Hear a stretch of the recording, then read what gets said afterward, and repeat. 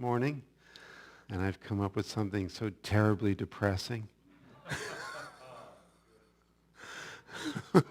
So I hope you enjoy it.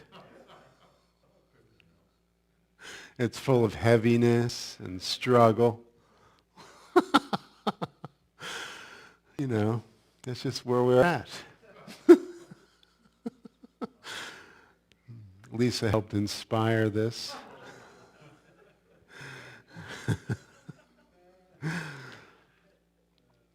So be prepared. You have your tissues ready? Well, keeping on this sort of upbeat note, and with a somber heart but a happy heart, our good friend Dave Shepard has transitioned. And that was on Saturday. And, as we maybe know of Dave, he was somebody who loved adventure. He loved to explore in many ways, sailing and backpacking. So, if you've been aware of Dave's situation, he was greatly limited over the past few years. And now, having sloughed off the mortal coil, I do believe I can intuitively get that his adventure now continues, that, this schoolhouse is just a way station. It's not the end game, and this is one of the things that we continually cultivate.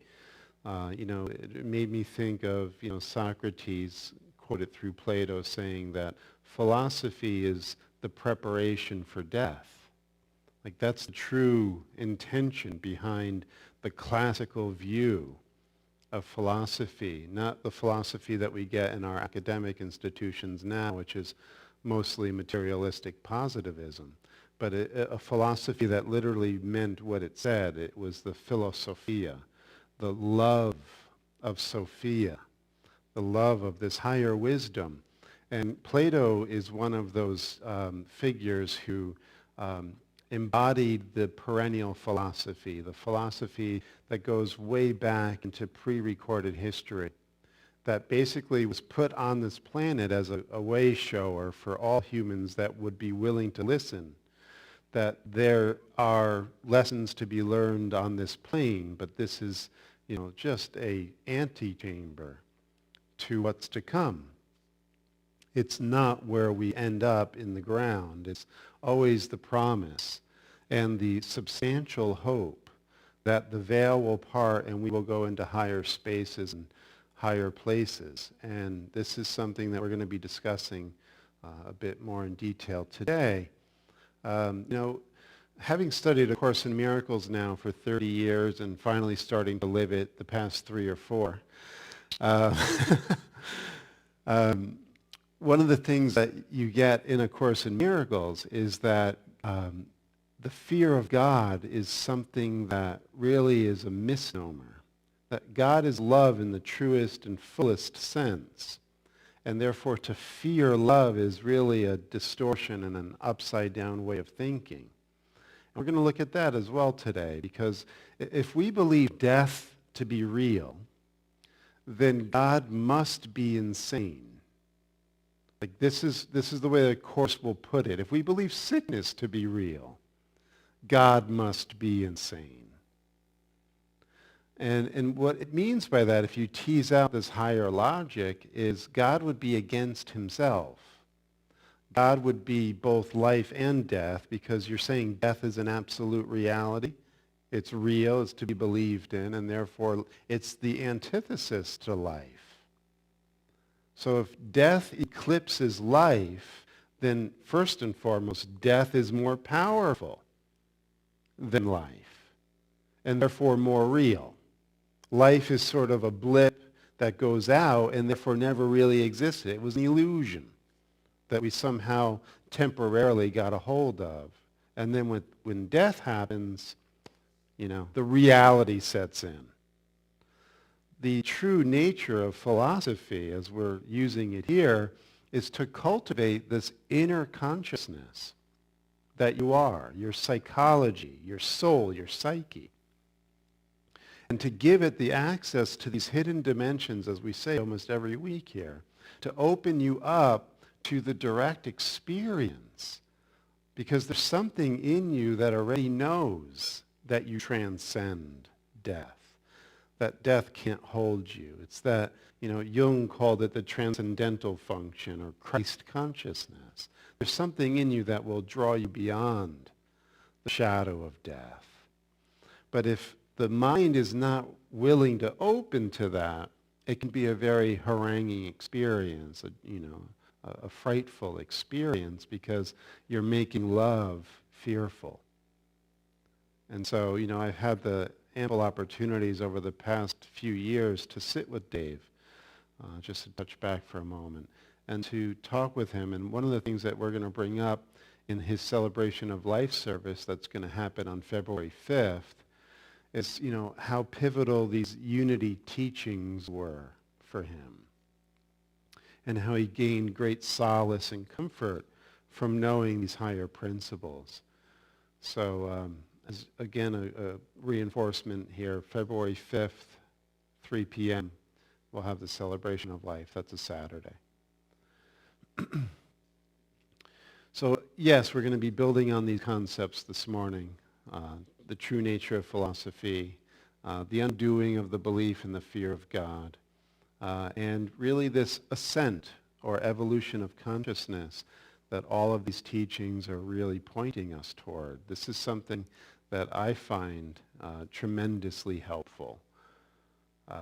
Because, again, what it does is it allows us to rest in a deeper state or a deeper dimension of ourself. Like it's immediately available.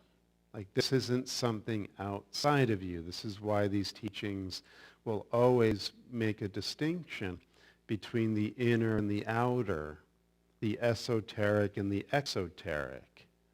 The esoteric teachings are always about finding the treasure within the immediacy of your inner space. It's you that you will find. An expanded version of you, a more illuminated version of you. And that expansion and illumination keeps getting brighter and brighter and brighter as you continue to let more of the light in, more of the God self in. This is a never-ending expansion. That's one of the things that we also get from this esoteric teaching, that when you do come face to face with God, it's not like you stop and have arrived. It's an infinite, endless expansion and extension of yourself. It never gets static or stale. You don't get your harp and your robe and you sit on the cloud and you're done. This is an ever-increasing faith. So on that note, we're just going to quiet the heart, quiet the mind, and ready ourselves to explore these deeper teachings. One of the ways that we want to prepare is to move the attention more inwardly.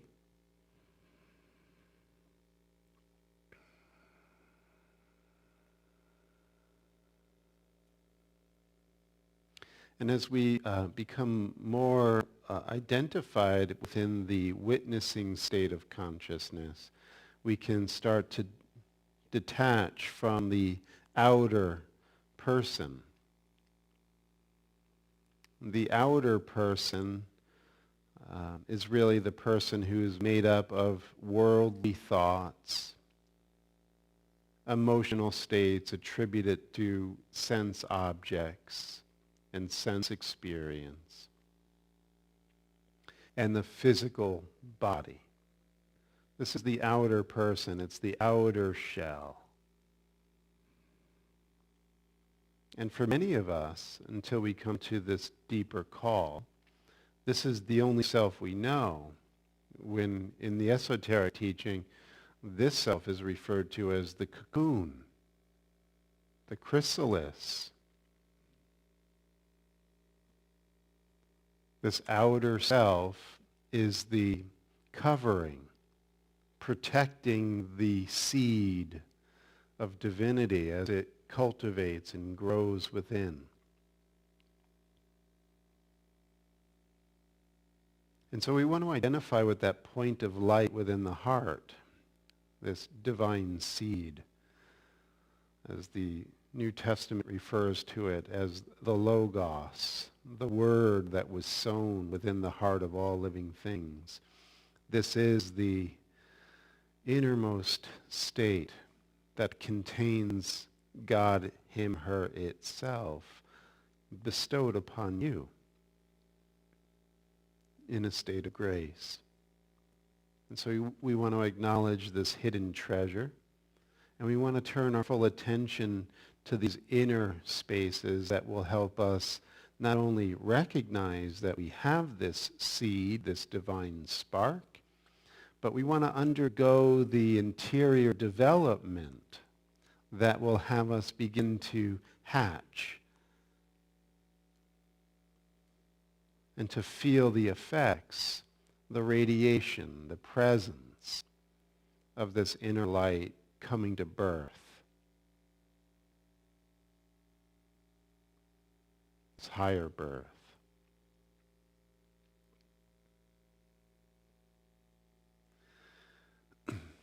And he says something very beautiful in A Course in Miracles, speaking of the real you, this divine spark. He says it's surrounded by angels and protected and kept safe by the heart of God himself. So as you begin to commune with this innermost self within you, you will also, no doubt, feel the influence, the communion with the source of this spark and the angelic and archangelic thoughts that go along with it. That you are not alone in the world. Whether you have bodies around you or not, you are not alone. All of God's gifts go with you.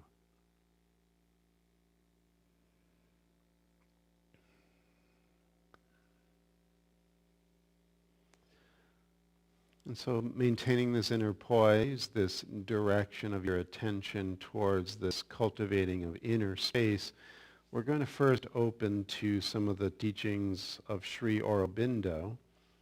He's a rather contemporary figure. He passed away in 1950.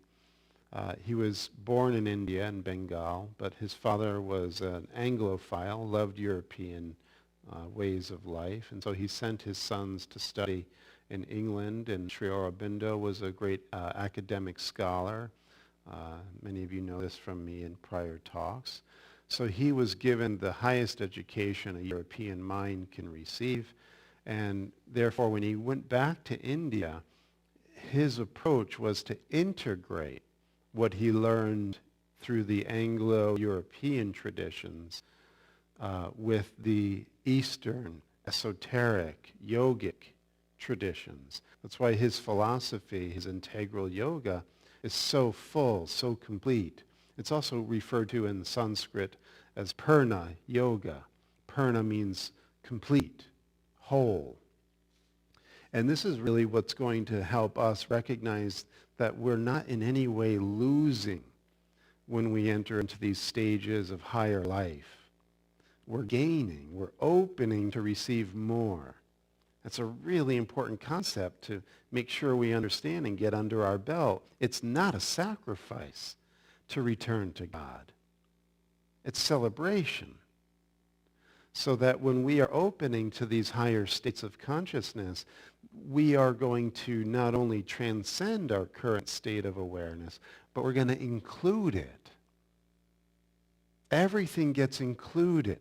That's why the early stages within Sri Aurobindo's view of philosophy and the way life unfolds, as he says, you start out within the material universe with atoms and molecules and chemical elements, etc., and then somehow that becomes stable enough to produce a life cell.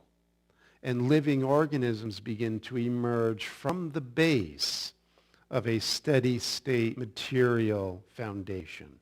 So matter presents the foundation for life to emerge.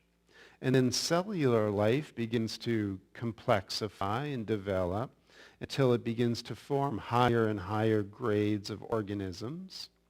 And then when these organisms reach a certain tipping point in the mammalian, they emerge into higher life or mind. Mind emerges from life as life emerged from matter. But what's important to get, and this is where Aurobindo critiques the European model of Darwinian evolution, it's not that we are matter and that consciousness comes from matter. Really important to get. Life doesn't come from matter. It emerges from matter. It was a seed waiting for the right conditions to emerge. That's why he says that life has its own dimension, its own domain. It doesn't come from matter. It emerges when the conditions are right. So too mind emerges when the conditions are right. But keep in mind, matter is included in life, even though life transcends it. It integrates it totally. And then life is included in mind, and yet mind transcends it. Where do you see chairs and clear podiums growing in nature? Books. Where do books come from? You're not picking them off of trees. They are trees. But mind gets a hold of them. So we're living in a mind-created reality here. But we're using nature. We're including nature. And if we're healthy, we're working with nature, not trying to dominate it and corrupt it and destroy it in our greed-based agendas. But the idea in a healthy reality is everything is being transcended and included to higher and higher levels of expression. So mind will transition. We will transition from mind to what Sri Aurobindo calls higher mind. And that's where many of us are now. We're starting to pierce the veil. We're no longer identified as simply egos living in a material world, feeling the effects of being just a body. There's something in us, that whole movement of New Thought that unity is a part of. The New Thought movement says that consciousness is the primary activator. And not only that, but it actually sets mind and life and matter to a higher standard. And these other three levels become more and more plastic. They go along with the thought, that your thought begins to shape your reality. If you're in any way on that train, the law of attraction, shaping thought by your higher intentions, visualizations, affirmations, these are all the whispers coming through the veil to meet you where you think you are as this ego entity. But that's the next level of where we're going. It's higher mind. So we're going to look at Sri Aurobindo's descriptions of all of this in the next few passages. So he starts by saying the integral knowledge admits the valid truths of all views of existence, valid in their own field, but it seeks to get rid of their limitations and negations and to harmonize and reconcile these partial truths in a larger truth, which fulfills all the many sides of our being in the one omnipresent existence. So in other words, body is transcended and included. Life is transcended and included. Mind is transcended and included. That when we get to a place of reaching a more enlightened state, the New Testament really gives us a great illustration. The body, the physical body of Christ is entirely glorified and resurrected. It is transcended and included, so much so that the body is no longer a burden. And death has been overcome. So this is the evolutionary path of continuous ascent, that eventually everything gets included. So this is why it's not that physics is wrong or psychology is wrong or sociology is wrong. Everything has its truth, but must undergo some renovations to be brought into a more expansive understanding of life. And then as we're saying, as we move into these higher states of consciousness, it is not by thinking out the entire reality, but by a change of consciousness that one can pass from the ignorance to the knowledge by which we become what we know. To pass from the external to a direct and intimate inner consciousness, to widen consciousness out of the limits of the ego and the body, to heighten it by an inner will and aspiration and opening to the light, till consciousness passes in its ascent beyond mind, to bring down a descent of the supramental divine through self-giving and surrender, with a consequent transformation of mind, life, and body. So as we continually ascend and move into these spaces of higher mind and beyond, we're also drawing down the power, the influence, the light force of these divine planes. And as we do this, we're divinizing, we're transforming the lower life, the body, the lower mind. They all begin to partake of this manna from heaven, and as a result become transformed in the process.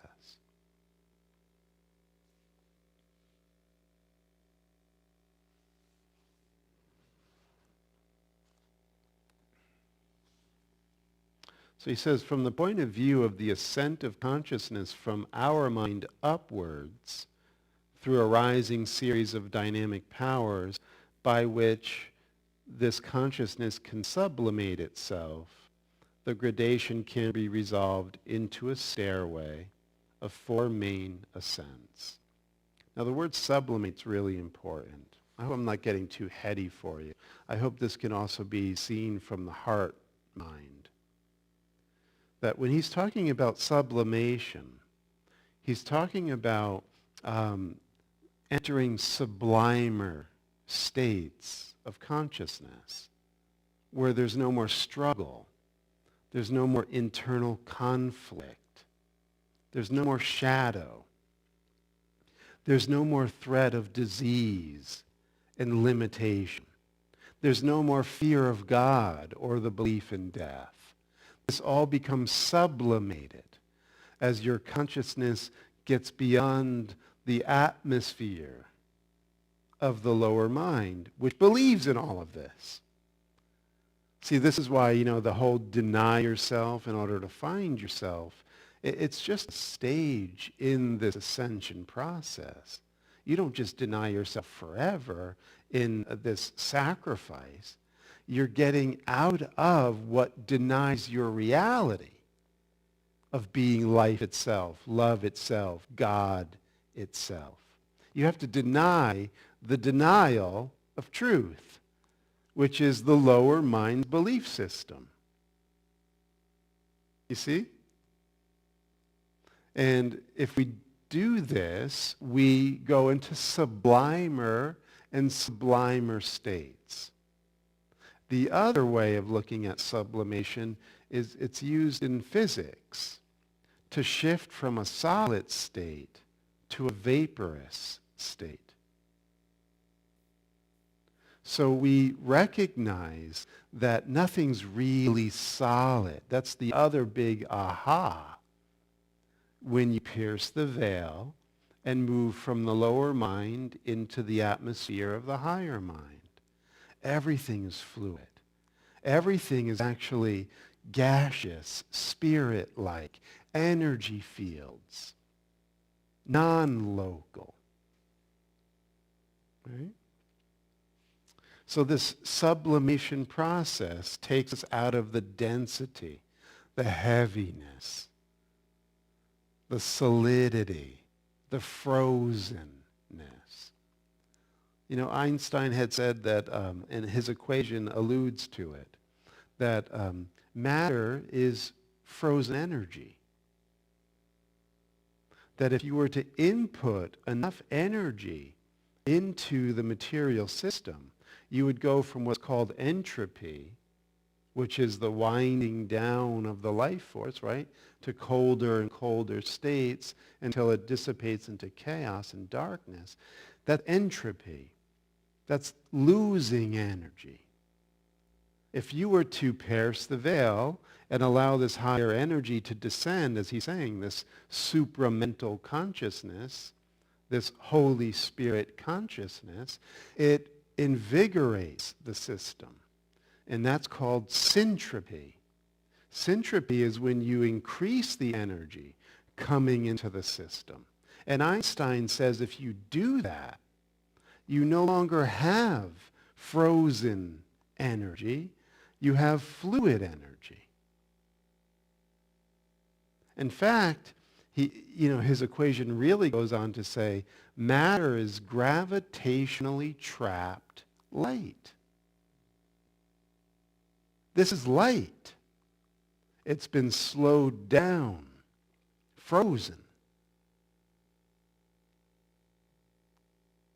When you input more energy into the system and you become a node within this sacred web that is opening to this higher field of spirit that brings more energy into the system. Like that's your pivotal part to play in this temporary form, in this world. To bring more light into the system by going beyond your own personal limitations. So these gradations may be summarily described as a series of sublimations of the consciousness through higher mind, illumined mind, and intuition, into overmind and beyond it. There is a succession of self-transmutations, at the summit of which lies the supermind, or divine gnosis, the divine knowledge. You know, this goes way back. I mean, the Jewish tradition has what's called Merkava Mysticism. Have you heard of all this? Merkava Mysticism? Come on, guys. What's wrong with you? Merkava Mysticism is really a major part of the Kabbalah, the mystical Judaism. And you have these teachings, like there's a book, you've read Third Enoch and the Old Testament pseudepigrapha? Yeah? Third Enoch. Come on, Third Enoch. No?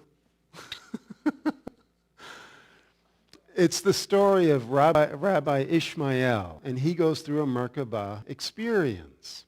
And what he sees, this is something that you'll see often in Judeo-Christian mystical literature. You go through an ascent, as Aurobindo's talking here.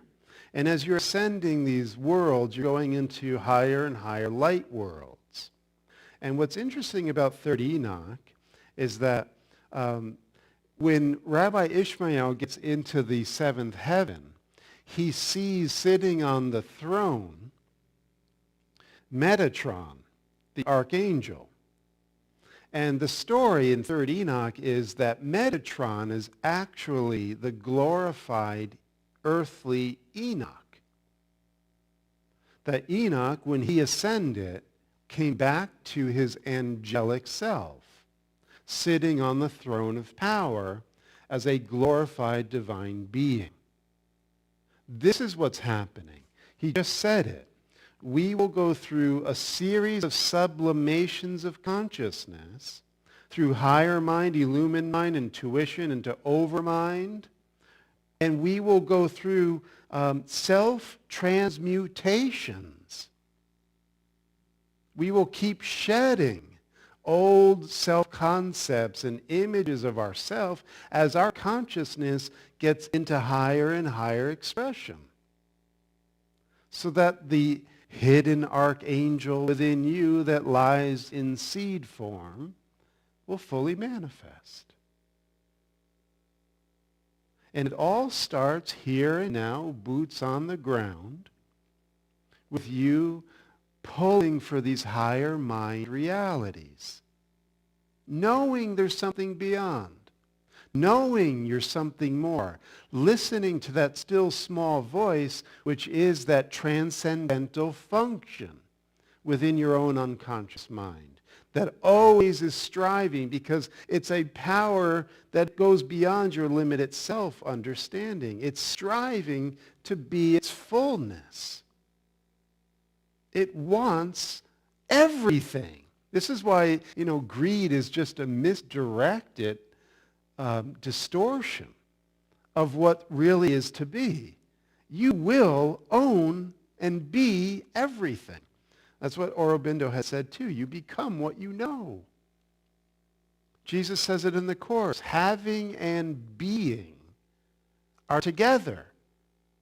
That's why it's never a loss with God. You never lose. God doesn't take and destroy. He doesn't rip our loved ones out of the world because he wants them. Oh, he's gone to be with God. God called him home. But what does that mean here? We're losing our loved one here. God wanted to take that person from me. God doesn't work that way.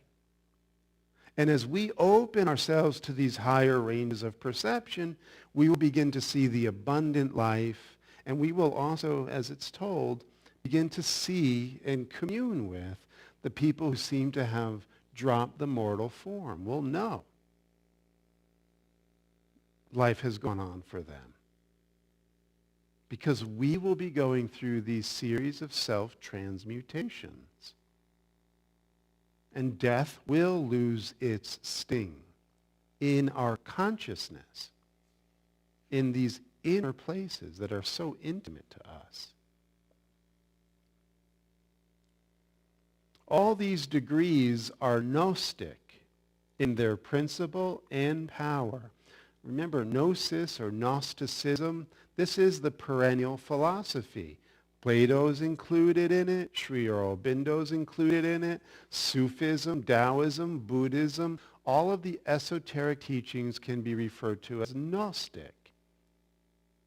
If you read a book on Tibetan Buddhism, for instance, a lot of the times the translator will be using Gnosis to refer to things mentioned within Tibetan Buddhism. So Gnosis is one of those universal expressions that lead to this intimate knowledge where you are what you know. It's not as Sri Aurobindo would say, this ratiocinative knowledge, which means you're thinking, you're reasoning, you're conceptualizing about it. Gnosis goes beyond that level of mind. It introduces you to direct perception, immediate knowing. So all of this is Gnostic in principle. Okay? Am I boring you?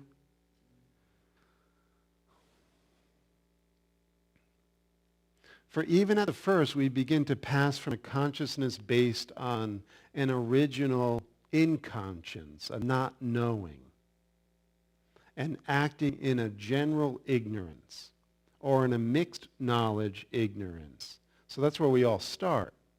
It's a mixture of knowledge and ignorance, truth and falsehood. We don't know. We're confused. So we start here. And then we pass to a consciousness based on a secret, self-existent knowledge, capital K, and first acted upon and inspired by that light and power, and then itself changed into that substance, and using entirely new instrumentation. He talks very beautifully. Break it down a little bit. you will go from a confused dualistic level of consciousness. And as you call in through your desire more light and more power, you will undergo a transmutation. You will hatch from your cocoon state of awareness. And not only that, he says, but you will become changed in your substance. What does that mean? You'll become unfrozen. More light and power and energy will begin to really come into you because you're removing the blocks. And God's descent into you, his love, his expression of grace can come in and feed you, nourish you, invigorate and inspire you. Literally, inspire, put the Spirit in you. And as that happens, you're going into syntropy. You're ascending. You're getting, and this is the other important thing, they see it in physics. When you have an atom, and you have electrons going around these orbital levels of the atom, if you input more energy into that atomic structure, these electrons jump orbitals. So right now we have just the energy we have, and we're on this invisible track orbiting the perceptual world that we're in. If through desire and willingness we open our inner system to this Gnostic light and power, our consciousness will jump orbital levels, will ascend. And with each jump, a self-transmutation. We will undergo this new perception that will ever increase. So the first orbital level that we're about to jump into, he refers to as higher mind. You go way beyond, you transcend and include lower mind. But higher mind does not function like lower mind. It's not in the same orbital reality. So you can't put the concepts of lower mind into higher mind. That's why Sri Aurobindo is writing from direct experience. He's not making this up. He's not, hypothesizing. So in themselves, these grades are grades of energy, substance of the Spirit. For it must not be supposed, because we distinguish them according to their leading character, means, and potency of knowledge, that they are merely a method or way of knowing or a faculty or power of cognition. They are domains of being, grades of the substance and energy of the spiritual being. So as much as we're willing to take at a given time, we're going into the temple of light, the temple of spiritual being. And as much as the aperture of our consciousness can open, we'll see more and more of this hidden reality. This is how the world is overcome. This is how the false powers are undone. By us opening to this descent of light and rising up as a result. The story is the Mayans did this. They disappeared. They blipped out. This is the second coming of Christ, as he says it in A Course in Miracles. He says the second coming of Christ is when you return. He calls it a return to sense. Sri Aurobindo said you get a new instrumentation. What does that mean? You have spiritual senses that come online. Your physical senses are showing you this current orbital level. When your spiritual senses awaken, they will show you bandwidths of consciousness that your physical senses can't pick up, but are here. Does that thrill you? Remember, God is not fear. God is love. So this is a subliming, an ever subliming. Is this bright? Is a bright message, good message? Yeah? Not too heavy, not too dark? Good. So when the powers of any grade descend completely into us, it is not only our thought and knowledge that are affected. Listen to this. The substance and very grain of our being and consciousness. All its states and activities are touched, penetrated, and can be remolded and wholly transmuted. This is why miracles are natural. A Course in Miracles is preparing us for this. To open to these higher states and to let the descent of power happen for you will touch the very grain and fabric of your being. And you will be transmuted. And you will be a miracle worker.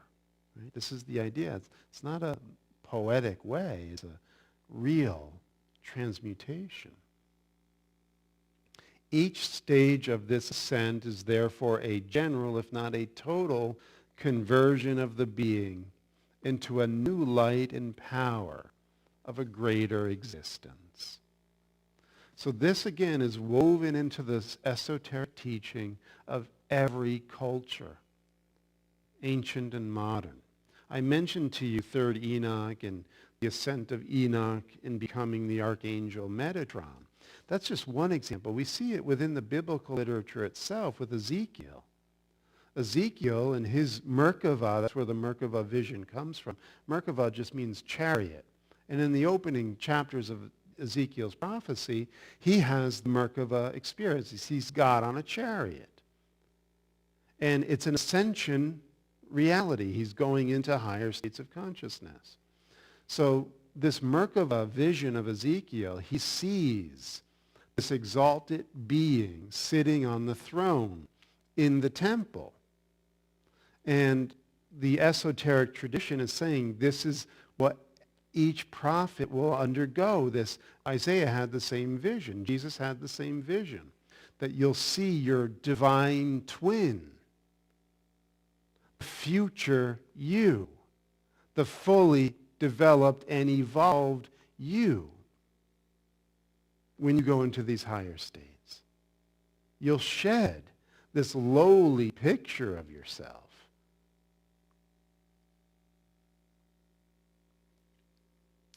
So Ezekiel has this vision, and it so permeates the biblical tradition that there was a wonderful book written in 1999 by a scholar named Leonora Leet.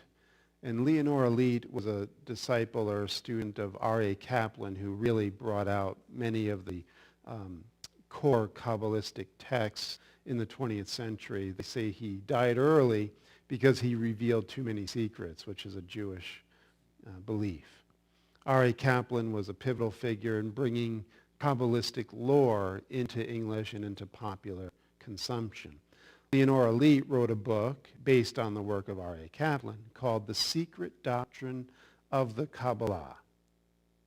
And what she's getting at there, the very heart and essence of this book, is what she refers to, in the words of another great Kabbalistic scholar, Gershom Scholem, the secret doctrine of the Son, S-O-N. This is throughout Torah, throughout the entire Hebrew Bible. You'll see the threads of this secret doctrine of the Son and what it means. You'll see it in the life of Abraham and Isaac and Jacob and all of the prophets. And then right into the New Testament with Jesus, is that the culmination is of the Hebrew tradition, the Judeo-Christian tradition, the Islamic tradition, the Buddhist tradition, the yogic tradition, is to give birth to the cosmic child in everyone's consciousness. So the secret doctrine of the Son means that you will undergo these stages of transformation and sublimation in a constant and continuous ascent. When you apply yourself to the esoteric teaching, you'll let more light and power in. That's the descent of the Holy Spirit. And miracles will become natural, and you will be glorified in your inner state. This is what Christ means, chrism, Christos. It's the illumination, the anointing of your inner consciousness. You will be brought into light. That's what baptism symbolizes. You come up from the waters of darkness and you go beyond the waters of the lower life, body, and mind. You emerge as a new creation with new instrumentation. You hatch.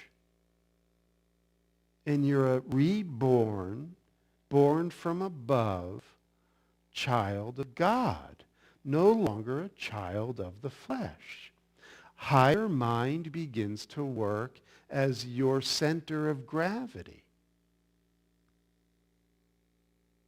And all of your thoughts and feelings and beliefs get repatterned because they're going up an orbital level. That's why it's so good to shed these false beliefs. Deny these lower level beliefs and lower order concerns. Because where you're going, they don't even make sense. They don't exist.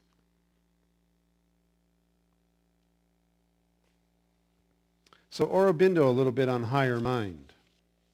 So this is the higher mind he's talking about. And he goes through the cognitive faculty of higher mind, how higher mind functions with intuitive, immediate knowledge, not like we were saying, logical question and answer kind of thinking. None of that. It's direct, immediate. You know, right? So that's the cognitive. But there's also the aspect of will within higher mind. And this is of a dynamic effect of truth. Here we find that this greater, more brilliant mind works always on the rest of the being, the mental will, the heart and its feelings, the life, the body, through the power of this higher thought. So you see how we're saying you're already piercing the veil? If you're in this conversation, you're already piercing the veil. This higher mind you're bringing in, you want this. It's working on your lower mind and your feelings and your body states. You're claiming your promises, your truth. You're denying error. You're not accepting sickness. This is all part of the working of the higher mind.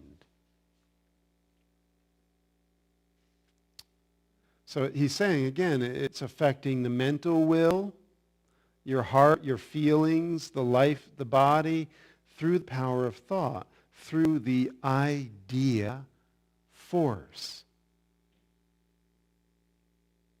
It seeks to purify through knowledge, to deliver through knowledge, to create by the innate power of knowledge. So remember, he says it in the Course in Miracles, miracles are everyone's birthright. But purification is necessary first. So we start out in this half knowledge, half ignorance. And we have to purify through these idea forces. Just making sense. And these idea forces are coming from a higher dimension of light and power. And they're infusing more energy into your system. And they're helping you jump orbital levels. The idea is put into the heart or the life as a force to be accepted and worked out. The heart and life become conscious of the idea and respond to its dynamisms, and their substance begins to modify itself in that sense. You let these higher ideas in, and they transmute your substance. So that the feelings and actions become the vibrations of this higher wisdom. You see how utterly transformative this is? Your feelings begin to resonate at that frequency of higher mind. Your thoughts resonate at that frequency of higher mind. You're scaling up, transcending and including feelings and thoughts and bodily states, but they're all going into higher and higher syntropy.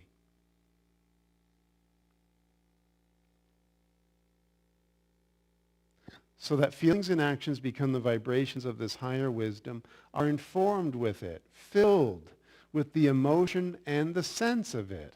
The will and the life impulses are similarly charged with its power and its urge of self-effectuation. Even in the body, the idea works. So that, for example, the potent thought and will of health replaces its faith in illness and its consent to illness. Or the idea of strength calls in the substance, power, motion, vibration of strength. The idea generates the force.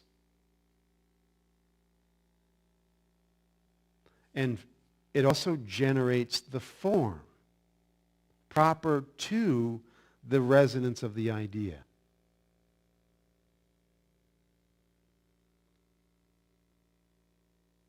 And it imposes this force and form on the truly plastic levels of mind, life, and matter. The quantum revolution was happening right when Sri Aurobindo was writing this, 1909. And the quantum revolution is your consciousness changes the fabric of material energy. And if you're going into higher states of thought power and luminosity of being, you will literally walk on water and do what seemed to be mythology for the lower mind. But if you don't believe it, the door won't open. So in the final minutes here, I want to get to a place where we want to rush to the door, because there's a part of the unconscious mind that is really trepidatious. Like there's the promise, like there's more to us. We have this incredible inheritance, but we're not claiming it because we maybe feel like the guy who is in charge of our inheritance is a tyrant. A mean old man sitting on the cloud waiting to exterminate races of people at a whim. Isn't that also part of the biblical picture? The Islamic picture? Many of the other religious traditions have God being a schizophrenic tyrant, very capricious. So there's a part of the being that feels like to hunker down in the lower levels is safer than going into these higher energy states.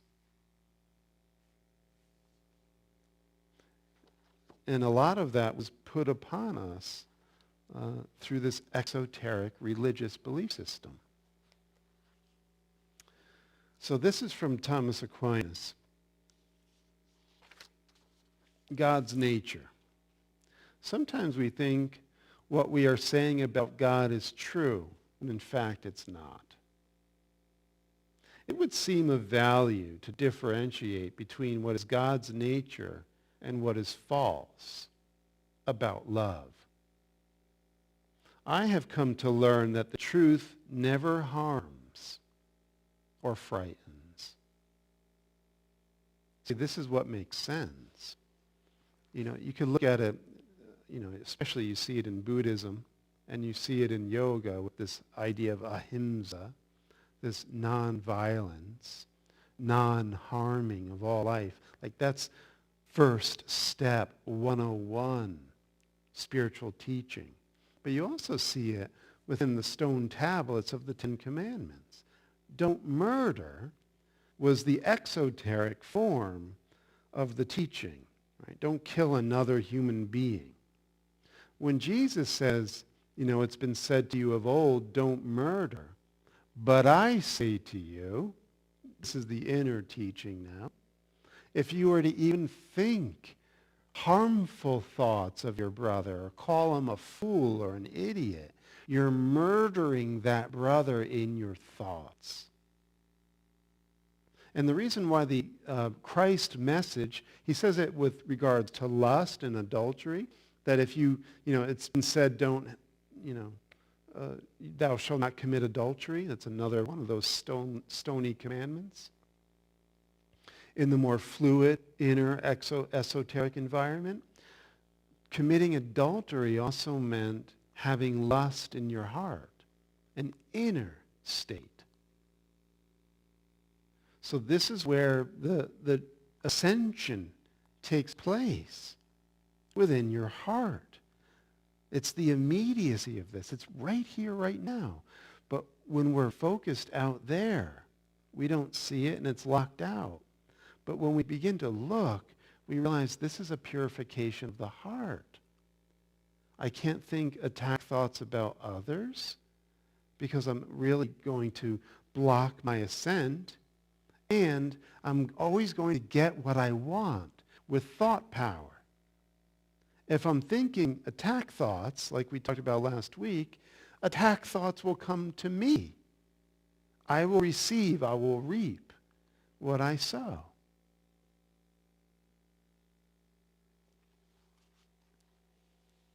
So I have come to learn the truth never harms or frightens. So again, he says this in A Course in Miracles, all of your prayers have already been answered. Think about that. All of your prayers have been answered.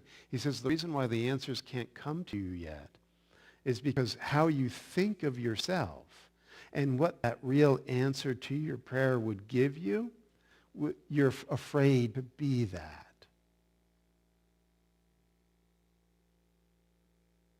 So your own fear is stopping you from getting the answer to your prayer because it's so sublime that your current self-concept can't adjust its inner state to that sublime state. It feels like it's a threat to this frozen identity. I have come to learn, Aquinas continues, that God's compassion and light can never be limited. Thus, any God who could condemn is not a God at all, but some disturbing image in the mind of a child. We best ignore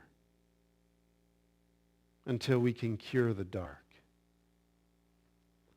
So what Aquinas is saying is any disturbing image of God can only occur in the mind of an ignorant child. It's not true. It's not real.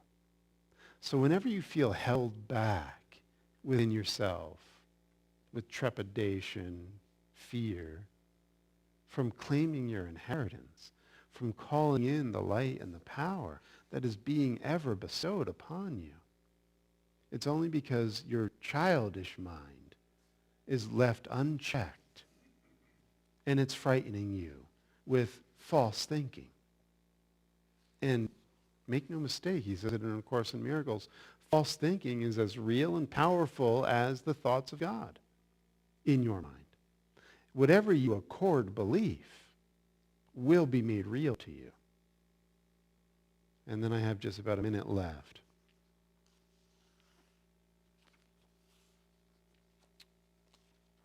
This is from Hafiz. The true nature of your beloved. Know the true nature of your beloved. In his loving eyes, your every thought, word, and movement is always, always beautiful. God thinks you're beautiful. Every thought, every word, every movement is beautiful. And then here, Hafiz again. Dear God, does God only pucker at certain moments of one's life? No way. He is the wildest of us lovers. God wants to ravish you Think about that.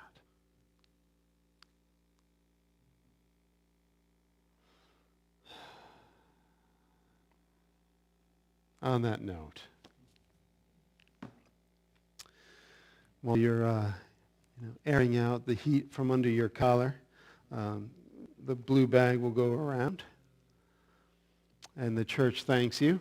And if you're joining us on Facebook, you can find the link below to unityofstewart.org, and there you can find the donate page. Just make sure you connect to the 8 a.m. service when you donate. Thank you so much. Any feedback from today? No.